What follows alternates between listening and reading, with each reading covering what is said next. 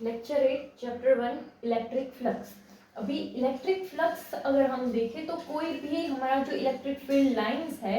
उसके एक हम सरफेस एरिया रखते हैं एंड उस एरिया में से जितना हमारा इलेक्ट्रिक फील्ड पास होता है तो उसको हम इलेक्ट्रिक फ्लक्स बोलते हैं एंड उसे हम फाई से लिखते हैं। ये जो सिंबल है इसको हम बोलते हैं फाई। तो क्या हो जाएगा हमारा phi equals to E dot delta S. तो यहाँ पर डॉट है तो हम इसको E delta S cos theta भी लिख सकते हैं। अभी ये हमारा थीटा जो है वो क्या है, तो थीटा जो है वो हमारा फील्ड एंड जो सरफेस एरिया था उन दोनों के बीच का एंगल है। अभी पॉइंट ये है कि जो हमारा सरफेस एरिया है उसको हम वेक्टर लेते हैं, मतलब कोई भी अगर प्लेन एरिया जितना जैसा हो हमारा तो उसे हम वेक्टर लेते हैं, यानी उसमें मैग्नीट्यूड एंड डायरेक्शन दोनों होते हैं। तो इसका जो डायरेक्शन होता है वो कहाँ पर होता है, नॉर्मल जो प्लेन सरफेस होता है उसके नॉर्मल यानी उससे 90 डिग्री वाला जो वेक्टर निकलता है वो हम उसका डायरेक्शन लेते हैं। अभी ये जो है ये इंपॉर्टेंट कैसे है, तो सपोज अगर हम कोई वाटर फ्लो लेते हैं एंड वाटर जो है वो अगर पास हो रहा है उसके बीच में हम कोई सरफेस रखते हैं, जैसे यहाँ से हमारा ऐसे पानी फ्लो हो रहा है एंड यहाँ पर ऐसे हमारा बीच में सरफेस है। तो अगर हम इस सरफेस को ऐसे परपेंडिकुलर रखते हैं जो भी हमारा फ्लो है, कि जैसे वाटर जो है वाटर यहाँ से ऐसे पास हो रहा है एंड यहाँ पे अगर हम ऐसे 90 डिग्री रखते हैं तो क्या होगा, ज्यादा अमाउंट ऑफ वाटर जो है इसमें से पास होगा। बट अगर हम इसको ऐसे या और किसी एंगल से रखेंगे तो क्या होगा, उसमें वाटर का फ्लो जो है वो हमें कम मिलेगा, यानी कि ये जो है उसका ओरिएंटेशन भी इंपॉर्टेंट है। तो एरिया एलिमेंट जो है उसका जो हम डायरेक्शन लेते हैं वो कैसे लेते हैं, नॉर्मल लेते हैं, कि जो प्लेन सरफेस है उसके नॉर्मल में लेते हैं यानी उससे परपेंडिकुलर लेते हैं। बट यहाँ पर क्या होगा कि नॉर्मल जो है एक्चुअल में वो 2 पॉइंट के डायरेक्शन के हिसाब से होता है। तो इसीलिए हमारे पास जो भी एरिया एलिमेंट है उसका अगर हम क्लोज सरफेस देखते हैं तो हर एक क्लोज सरफेस के लिए हम जो उसका डायरेक्शन लेते हैं वो कौन सा लेते हैं, आउटवर्ड वाला लेते हैं। ठीक है, ऐसे कि जैसे ये हमारा सरफेस हो गया एंड ये यहाँ से ऐसे आउटवर्ड वाला जो डायरेक्शन है वो लेते हैं। तो यहाँ पर कि जैसे हमारा ये सरफेस एरिया है डेल्टा एस एंड ये उसका डायरेक्शन है, तो फिर ये जो हम एरिया एलिमेंट लेंगे वो एरिया एलिमेंट हमारा क्या हो जाएगा, डेल्टा एस एन कैप हो जाएगा। अभी ये डेल्टा एस एन कैप क्या है, तो ये डेल्टा एस जो है ये हमारा क्या होगा, ये मैग्नीट्यूड होगा हमारा, जो ये एरिया एलिमेंट है उसका मैग्नीट्यूड होगा एंड जो एन कैप हमारा होगा वो क्या होगा, तो कि वो इसी का यूनिट वेक्टर होगा। अभी हमने देखा था कि कोई भी हमारा हम किसी में भी अगर डायरेक्शन देखते हैं या फिर यू कैन से वेक्टर के फॉर्म में लिखते हैं तो उसमें यूनिट वेक्टर आता है। तो ये एन कैप जो है वो क्या है, तो वो इसी का यूनिट वेक्टर है। ठीक है, और इसीलिए ये जो हमारा डेल्टा एस है उसको हम कैसे क्या किसके इक्वल होगा, डेल्टा एस एन कैप के इक्वल होगा। अभी अगर हमारे पास जो ये एलिमेंट है एरिया एलिमेंट डेल्टा एस है उसको अगर हम फील्ड के परपेंडिकुलर रखते हैं तो हमें क्या फ्लक्स जो है वो मिल सकता है। मतलब कि जैसे चलो यहाँ पे ये ऐसे होगा एंड फील्ड यहाँ से ऐसे जा रहा होगा। ठीक है, तो इस तरह से कि एंड यहाँ पे कि ये जो एरिया होगा वो क्या होगा, इस तरीके से ही होगा। मतलब इसका ये अगर हमारा ऐसे ये अगर सरफेस है तो उसका जो वेक्टर आएगा तो वो इस डायरेक्शन में आएगा ऐसे, क्योंकि ये परपेंडिकुलर होगा। सेम वे यहाँ पर ऐसा ही तो है, देखो ये ऐसे है एरिया एंड यहाँ से ये परपेंडिकुलर यानी कि ये ऐसे 90 डिग्री जैसा बन रहा है, तो यहाँ पर भी तो वैसा ही बना।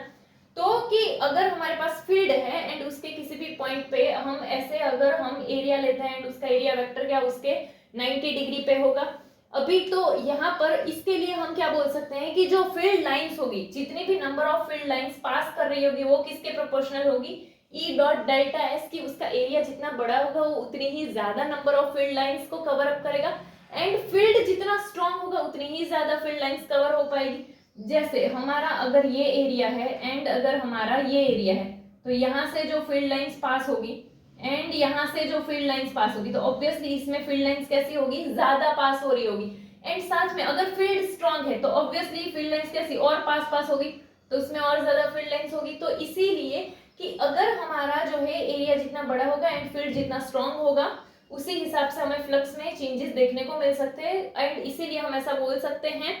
कि जो नंबर ऑफ फील्ड लाइंस होती है जो हमारी ऐसे पास कर रही है वो किसके प्रोपोर्शनल होगी, फील्ड एंड उसका जो एरिया है उसके। अभी अगर हमें किसी भी सरफेस के लिए अगर हमें फ्लक्स कैलकुलेट करना है तो हम क्या कर सकते हैं, तो पहले तो वो जो सरफेस है उसको हम स्मॉल एलिमेंट्स का सोचते हैं। मतलब कि जैसे अगर हम देखें हमारा ये एक सपोज ऐसे कोई पूरा सरफेस हो, क्लोज सरफेस हो,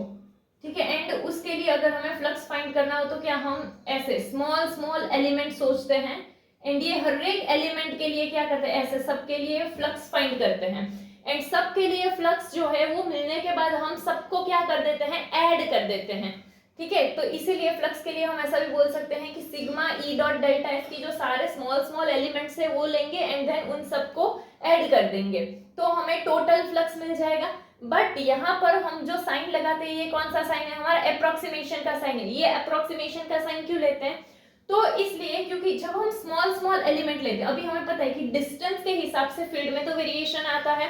तो जब हम स्मॉल स्मॉल एलिमेंट्स लेते हैं तो फील्ड जो है वो क्या उसमें वेरिएशन आ रहा होगा। बट हमारे स्मॉल एलिमेंट से तो जो डिस्टेंस है वो उसमें बहुत ही ज्यादा कम कम चेंजेस आ रहे होंगे, एंड इसीलिए हम ऐसा सोच लेते हैं कि जो फील्ड है ना वो ये हर एक एलिमेंट के लिए कांस्टेंट है। तो फील्ड को जब हम कांस्टेंट सोचेंगे तो उस तरह से हम ये जो है टोटल फ्लक्स फाइंड करते हैं, एंड फील्ड को कांस्टेंट सोचने की वजह से ही हम क्या यहाँ पर अप्रोक्सीमेशन का साइन करते हैं, ठीक है। तो अगर हमें किसी भी सरफेस के लिए टोटल फ्लक्स फाइंड करना है तो हम क्या करते थे, उस सरफेस के स्मॉल एलिमेंट्स लेते हैं एंड देन उन सबका जो फ्लक्स हमें मिलता है उन सबको ऐड कर देते हैं। जैसे हमारे पास ये सरफेस हो, इसके लिए अगर हमें टोटल फ्लक्स फाइंड करना है इस सरफेस के लिए तो क्या करेंगे, ऐसे स्मॉल स्मॉल एलिमेंट्स लेंगे एंड इन सब के लिए हम फ्लक्स फाइंड करेंगे एंड देन इन सबके फ्लक्स को टोटल कर देंगे तो हमें क्या ये पूरे सरफेस का फ्लक्स जो है वो मिल जाएगा। तो यहाँ पर ये वही चीज है, बट हम यहाँ पर अप्रोक्सीमेशन लगाते थे। ये अप्रोक्सीमेशन का साइन क्यों था, क्योंकि फील्ड जो है वो हम ये हर एक एलिमेंट के लिए कैसा ले रहे हैं, कांस्टेंट ले रहे हैं, इसीलिए यहाँ पर अप्रोक्सीमेशन का साइन है। बट यहाँ पर हम की सबका जो फ्लक्स है उन सबको ऐड कर रहे हैं, लाइक ये जो सारे स्मॉल स्मॉल एलिमेंट है इनके फ्लक्स को ऐड कर रहे हैं, इसीलिए हम एक और चीज क्या बोल सकते हैं कि जो फ्लक्स है वो हमारा क्या होगा कि ऐसे जो सरफेस का जो टोटल हम ऐसे स्मॉल एलिमेंट्स का जो हमारा फ्लक्स है उन सब के इंटीग्रेशन के थ्रू भी मिल सकता है कि लाइक चलो कोई भी एक एलिमेंट लेते हैं एंड उसका हम सरफेस के हिसाब से अगर इंटीग्रेशन करेंगे तो भी हमें टोटल फ्लक्स मिल सकता है। तो इस तरह से हम फ्लक्स के लिए ये चीज भी बोल सकते हैं। अभी मेनली कि हमने जो फ्लक्स का फॉर्मूला सीखा वो क्या था, phi equals to E dot S था। तो यहाँ पर डॉट है तो इसके लिए हमारा क्या कॉस थीटा डाल सकते हैं, तो flux 5 equals to E S cos theta हो सकता है। अभी यहाँ पर एस की जगह ए भी लिख सकते हो, ये ए जो है वो एरिया के लिए है, एस भी एरिया के लिए ही मैंने लिखा था, तो यहाँ पर ए भी लिख सकते हो एस भी लिख सकते हो। तो फ्लक्स 5 क्या हो जाएगा, ई एस कॉस थीटा हो जाएगा। तो यहाँ पर हम डिफरेंट डिफरेंट के हिसाब से फाइंड करते हैं कि हम जो है वो फ्लक्स एक्चुअल में कैसे कैलकुलेट करते हैं। तो ये जो लाइंस दिख रही है पीछे ऐसी, ये हमारा सपोज क्या है, ये हमारा इलेक्ट्रिक फील्ड है। अभी ये सारी लाइंस कैसे है, पैरेलल है एक दूसरे से, एंड ये सारी एक इक्वल डिस्टेंस पर मूव कर रही है, इसीलिए हम क्या बोल सकते हैं कि ये जो फील्ड है हमारा वो कैसा फील्ड है, यूनिफॉर्म इलेक्ट्रिक फील्ड है। अभी ये यूनिफॉर्म इलेक्ट्रिक फील्ड में सपोज कि हमें यहाँ पर, चलो पहले ये लेते हैं कि यहाँ पर ये हमारा सरफेस है एंड इसके लिए हमें फ्लक्स फाइंड करना है। तो यहाँ पर अगर हम इसका वेक्टर देखें, फील्ड देखें, तो यहाँ पर क्या होगा, देखो जैसे फील्ड जो है, फील्ड का डायरेक्शन ये है एंड यहाँ पर सरफेस को ऐसे रखा है, तो उसका जो वेक्टर होगा वो वेक्टर भी कहाँ, यहाँ पर ही होगा। तो इन दोनों के बीच में कोई भी एंगल नहीं बन रहा है, लेकिन ये दोनों एक दूसरे से पैरेलल में है, तो थीटा क्या होगा, थीटा 0 बन जाएगा क्योंकि दोनों के बीच में कोई भी एंगल नहीं बन रहा है। एंड इसको अगर देखना हो तो ऐसे भी देख सकते हैं कि जैसे हमारे पास अगर ऐसे कोई भी एक पेपर है एंड यहाँ पे कि यहाँ से सपोज हमारा फील्ड ऐसा आ रहा है, ठीक है, इस वे से फील्ड पास हो रहा है, तो यहाँ पर क्या होगा कि फील्ड का डायरेक्शन ये फील्ड का वेक्टर हो जाएगा, बट साथ में इस सरफेस का अगर एरिया वेक्टर देखना है तो वो भी यहाँ पर ही आ जाएगा। तो इसीलिए दोनों का जो एंगल है वो क्या हो जाएगा, 0 हो जाएगा। तो यहाँ पे क्या होगा, हमारे फॉर्मूला के हिसाब से ई एस कॉस थीटा, यहाँ पर मैंने ए लिखा है बट जैसे कि हम लोग कुछ भी लिख सकते हैं, ए या एस दोनों ही एरिया ही है, तो ई ए कॉस थीटा होगा एंड थीटा हमारा क्या है 0, तो हम क्या लिख सकते हैं, ई ए कॉस 0 लिख सकते हैं। अभी cos 0 का वैल्यू क्या होता है, 1 होता है, तो इसीलिए हम इसको क्या, फ्लक्स जो मिलेगा वो क्या होगा, ई ए के इक्वल होगा। चलो अभी सपोज कि वो ऐसे ना होकर वो कोई एंगल बना रहा हो, यानी कि जैसे हमारा पहले जो है ना वो ऐसे था, अभी हम उसको थोड़ा सा ऐसे टिल्ट कर रहे हैं। अभी अगर हम इसको टिल्ट करेंगे तो क्या होगा हमारा कि जैसे यहाँ से ऐसे टिल्ट करेंगे तो ये हमारा फील्ड है, तो एरिया वेक्टर कहाँ यहाँ से जा रहा है। जैसे ये हमने जो है पहले इसको ऐसे रखा था, यहाँ से ऐसे फील्ड ऐसे पास हो रहा था। अभी अगर हम सपोज इसको जो है हम ऐसे रखते हैं, ठीक है, अगर हम इसको ऐसे रखेंगे तो क्या फील्ड जो है हमारा वो तो ऐसे पास हो रहा है, फील्ड ऐसे पास हो रहा है, बट इसका जो एरिया वेक्टर होगा 90 डिग्री से यानी कि ऐसे जाएगा। तो फील्ड ऐसे था, एरिया वेक्टर उसका ऐसे जा रहा है, तो एंगल बन रहा है, यानी कि देखो ये फील्ड यहाँ से ऐसे जा रहा है एंड उसका ऐसे, हम एरिया वेक्टर जो लेते हैं वो 90 डिग्री से ही लेते हैं सरफेस के। तो चलो ये ऐसे लाइक प्लेन के, तो यहाँ पे ये प्लेन है तो यहाँ से ये ऐसे 90 डिग्री के हिसाब से यहाँ पे बन रहा है। तो ये और ये हमारा फील्ड था, तो यहाँ पे दोनों के बीच में एंगल कितने का है, थीटा का है। तो अभी अगर हमें इसके लिए फ्लक्स फाइंड करना है तो वो तो फ्लक्स किस पर, थीटा पर भी तो डिपेंड करेगा। तो अभी थीटा हमारा कैसा है उसके हिसाब से हमें वेरिएशन देखने को मिल सकता है। जैसे थीटा सपोज हमारा क्या हो 90 डिग्री से छोटा हो, अगर थीटा 90 डिग्री से छोटा होगा तो cos थीटा का जो वैल्यू आएगा वो क्या होगा, पॉजिटिव में आएगा, क्योंकि 90 डिग्री से छोटा यानी कि अगर हम देखें तो वो फर्स्ट क्वाड्रेंट में आएगा, एंड फर्स्ट क्वाड्रेंट में सारे ट्रिग्नोमेट्रिक जो होते हैं वो पॉजिटिव होते हैं, तो इसीलिए cos थीटा जो है वो किस में आएगा, पॉजिटिव में आएगा। तो इसीलिए फ्लक्स में वैल्यू पुट करेंगे तो ये भी पॉजिटिव, ये भी पॉजिटिव एंड ये भी पॉजिटिव, तो जो हमारा फ्लक्स होगा वो भी क्या होगा, पॉजिटिव होगा। बट यही चीज अगर हम सपोज की सरफेस को ऐसे रखते हैं तो क्या होगा, फील्ड यहाँ से पास हो रहा है, एरिया यहाँ से, जैसे पहले हमने इसको ऐसे रखा था, फिर हमने इसको जो है थोड़ा सा लाइक टिल्ट रखा था ऐसे, पहले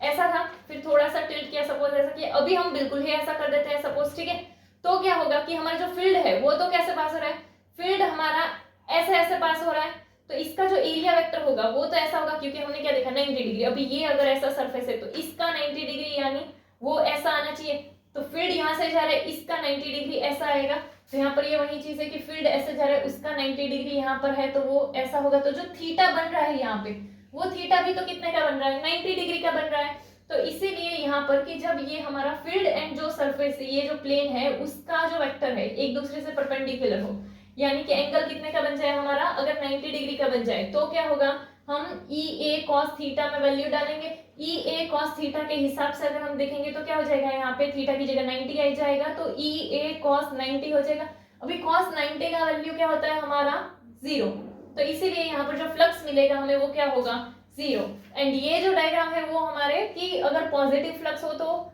नेगेटिव फ्लक्स हो, लाइक नेगेटिव है तो ये देखो यहाँ पे हमें इनवर्ड जैसा ही मिल रहा है, यहाँ पे ये पॉजिटिव में भी ये जो डायरेक्शन दिखाई है वो आउटवर्ड की दिखाई है,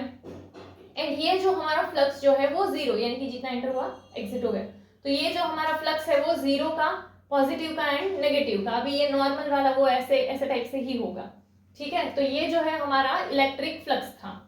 तो फ्लक्स के लिए मेनली सिर्फ हम क्या बोल सकते हैं कि कोई भी एक एरिया है एंड उस एरिया में से जितना हमारा इलेक्ट्रिक फील्ड पास हो रहा है, फील्ड लाइंस पास हो रही है, उसको हम क्या बोलते हैं फ्लक्स, एंड उसको फाई से डिनोट करते हैं। एंड ये हमारा क्या होगा, ये एक स्केलर क्वांटिटी है, ठीक है। फ्लक्स जो है वो एक स्केलर क्वांटिटी है, एंड इसका अगर हम यूनिट देखें ऐसा यूनिट, तो ऐसा यूनिट क्या होगा, चलो तो यहाँ पर फील्ड है, फील्ड का ऐसा यूनिट हम सीखे थे क्या था, न्यूटन पर कूलम। एंड यहाँ पर है हमारा एरिया, एरिया का यूनिट क्या होता है मीटर स्क्वायर। तो यहाँ पर टोटल अगर हम देखेंगे तो क्या हो सकता है न्यूटन मीटर स्क्वायर पर कूलम, ठीक है, तो उसका यूनिट होगा।